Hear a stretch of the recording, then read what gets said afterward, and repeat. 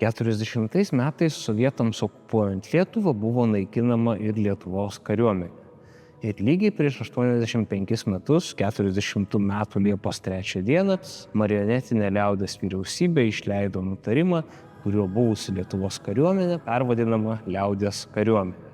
Ir tuo pačiu buvo keičiamos uniformos. Nuo lietuviškų kariuomenių dingo antpečiai, buvo prisiūtos raudonos penkiakampės žvaigždės ir laipsnių ženklai buvo perkelti į apykaklės. Ir vienintelis likęs valstybingumo simbolis buvo sagos su mūsų valstybės simboliu vyčiu. Tačiau ir jas buvo numatyta pakeisti atskirų įsakymų, taip okupuotos šalies karius galutinai įvelkant į okupanto uniformą.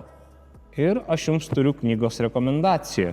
Jeigu jūs domintės Lietuvos kariuomenės uniformų, ginkluotės istoriją, jums kaip tik reikėtų susirasti 20 metų senumo Jono Vaičenonio knygą, kurią aš labai rekomenduoju, kurioje yra ne tik aprašymai, paaiškinimai, bet ir daugybė puikių nuotraukų, padėsinčių jums susidaryti geresnį uniformų vaizdą.